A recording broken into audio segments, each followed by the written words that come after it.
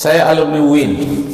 Nah, terdengar UIN itu ada orang yang mengedarkan narkoba, mantan mahasiswa katanya yang mengelolanya. Masya Allah. Kenapa? Karena keterampilan yang betul-betul diharapkan tidak diberikan. Akibatnya apa? Mencari jalan-jalan pintas, jalan yang lain yang tidak sesuai dengan agama dia kerjakan. Nah, saya sudah berkali-kali itu di hadapan rektor sudah saya ceramahkan. Kadang saya ketemu dengan rektor itu di masjid waktu khutbah Jumat, saya sampaikan tentang dosa-dosa perguruan tinggi. Juga saya diundang di masjid UIN itu sendiri. Saya sangka untuk mahasiswa istighosah. Yang muhasabahnya saya membawakan, rupanya seluruh dosen termasuk rektor duduk dekat saya. Termasuk ketua MUI sekarang, Pak MUI Profesi, Pak Ilyas, Profesor Dr. Ilyas duduk dekat saya. Nah, itu saya sampaikan dosa-dosa perguruan tinggi itu hanya memberikan kecerdasan otak kiri yang namanya kecerdasan akademis, otak kanannya kurang dikerjakan dan tidak memberikan keterampilan. Akibatnya wisuda diginikan topinya nganggur. Kenapa? Tak punya keterampilan. Kalau di Jepang SD saja, taman SD aja tidak menganggur dia.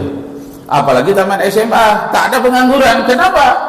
Karena dia sudah terampil. Malah disuruh jadi pegawai negeri dia tidak mau. Kenapa?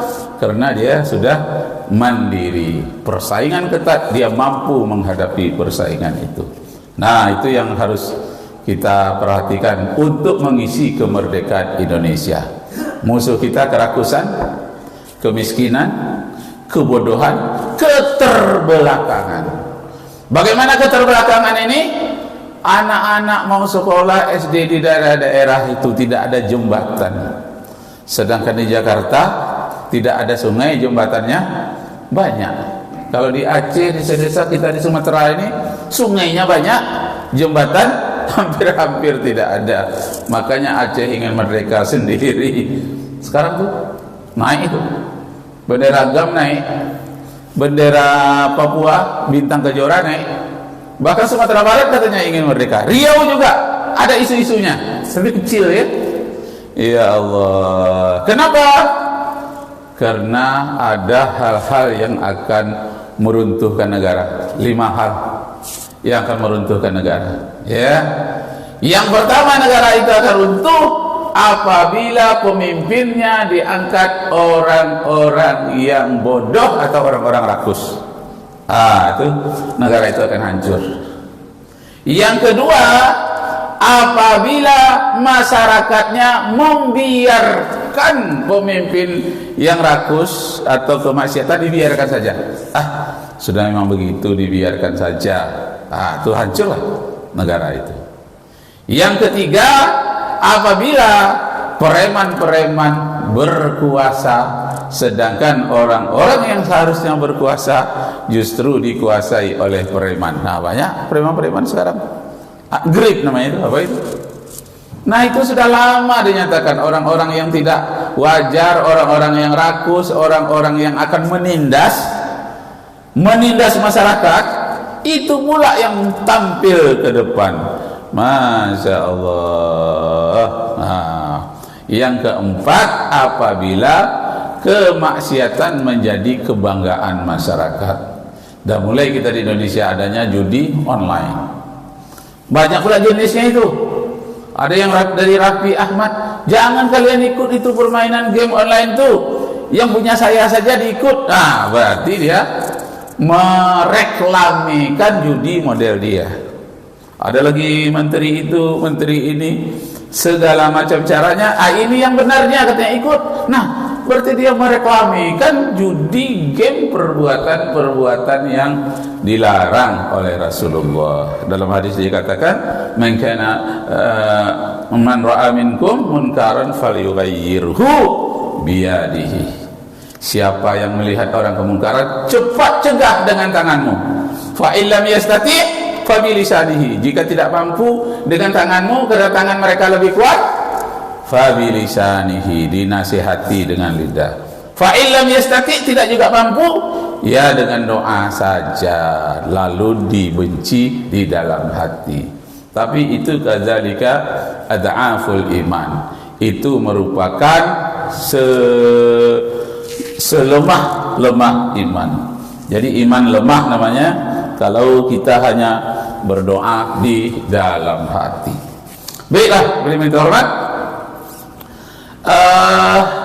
Ada seorang pemuda yang terampil di masa Rasulullah, dikisahkan oleh Abu Hurairah radhiyallahu anhu. Pemuda ini memang terampil dia berusaha, tapi ayahnya orang miskin. Lalu dia berhasil dapat kebun kurma, ada peternakan, kemudian simpanan emas, berhasil dia. Baik dia dengan masyarakat, baik dia dengan tetangganya, dengan temannya, tapi ayahnya dia sia-siakan. Ditanya orang, kenapa engkau sia-siakan ayahmu, tidak bahagiakan orang tuamu, padahal kamu dengan teman-temanmu baik, kok dengan ayahmu tidak baik? Ayah saya katanya tidak pernah memberi modal kepada saya untuk berusaha, saya usaha sendiri, jadi saya tidak peduli dengan ayah saya. Ya, ayahnya itu tidak memberi modal karena dia memang miskin, bukan karena dia tidak mau. Tapi ayahnya itu senantiasa mendoakan, semoga anakku berhasil. Nah, para minta hormat, pemuda yang seperti itu, dia baik kepada orang lain tapi tidak baik kepada ayahnya. Dilaporkanlah, kata Abu Hurairah, kepada Rasulullah.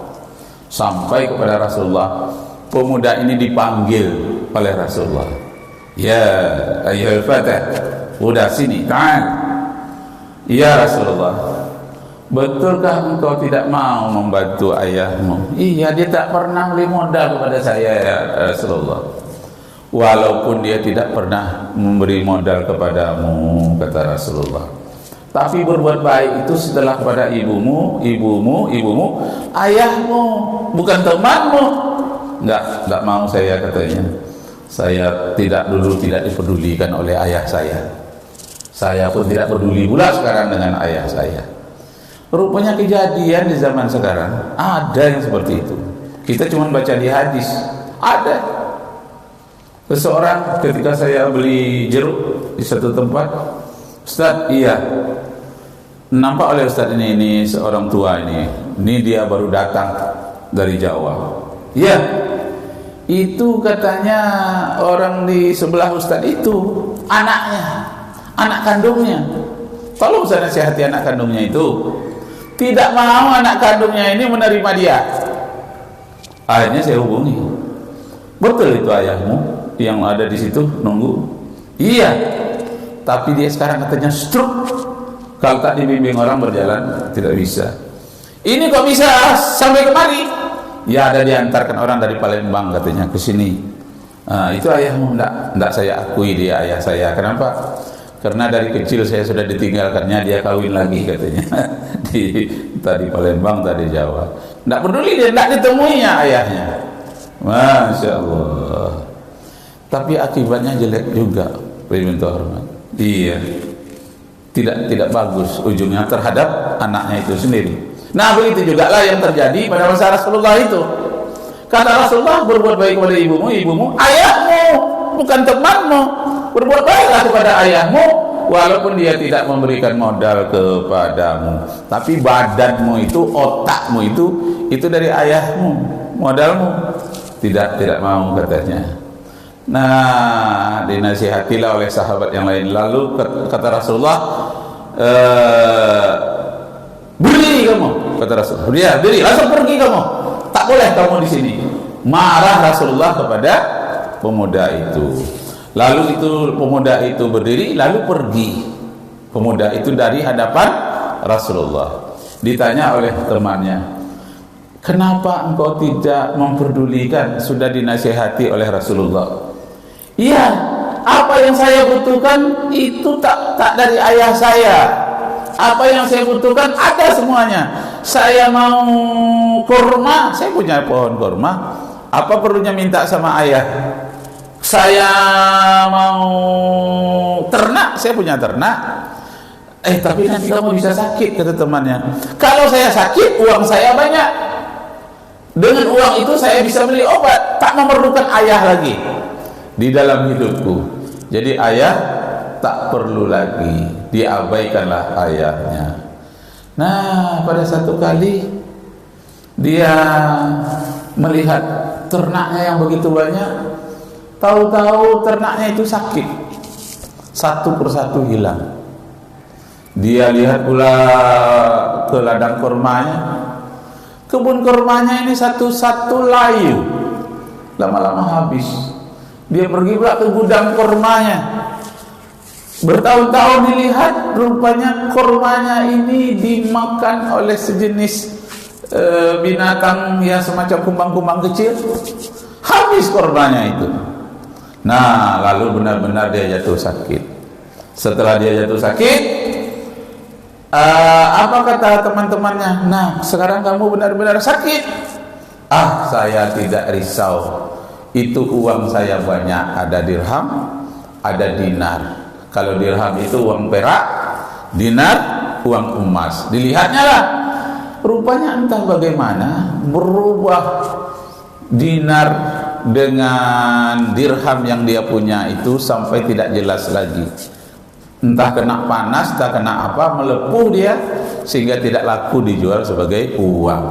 Lakunya dijualnya sebagai kiloan saja, seperti uang biasa tidak. Nah, barulah dia menyesal. Kemarin sudah dikatakan oleh Rasulullah, orang yang tak hormat kepada ayahnya, satu persatu hartanya akan hilang.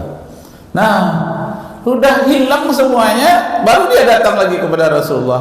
Bagaimana ya Rasulullah? Minta maaflah kepada ayahmu kalau ayahmu itu masih hidup. Nah, dia cari ayahnya, tapi sayang ayahnya sudah meninggal dunia. Tak bisa lagi meminta maaf kepadanya. Masya Allah. Jadi Bapak dan Ibu terhormat, rupanya sebelum terlambat kita berbakti kepada ayah dan ibu kita. Pergunakanlah waktu secepatnya, karena hidup di dunia ini singkat saja kehidupan kita. Jadi akhlak kita terhadap ayah, termasuk terhadap ibu, yang pertama, tak boleh bicara kasar saja, tidak boleh. Al-Quran mengatakan, wa qul lahuma qawlan karima. Ucapkanlah perkataan kepada orang tua itu dengan bahasa-bahasa yang mulia, ucapan yang mulia. Qaulan karima, ucapan yang mulia, yang menghormati dia. Tidak boleh membentaknya, menakut-nakutinya, menyakiti hatinya, tidak boleh. Fala taqul lahuma uffil, jangan sekali-kali membentaknya, menyakiti hatinya. Yang ketiga, patuhlah kepadanya dan jangan membuat hal-hal yang akan dia jadi menangis.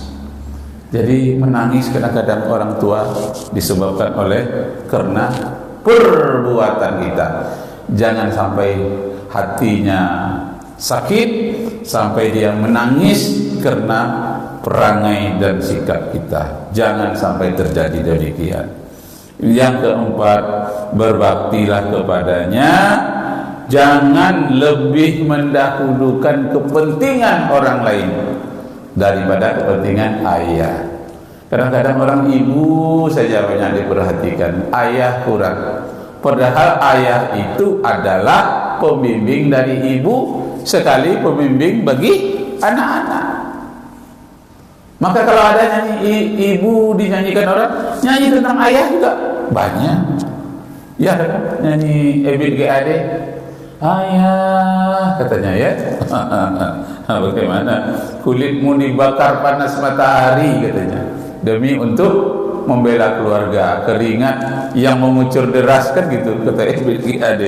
Namun dia tetap kukuh, tetap berjuang. Jadi jasa ayah jangan dilupakan. Walaupun dalam hadis Nabi tadi ibumu, ayahmu.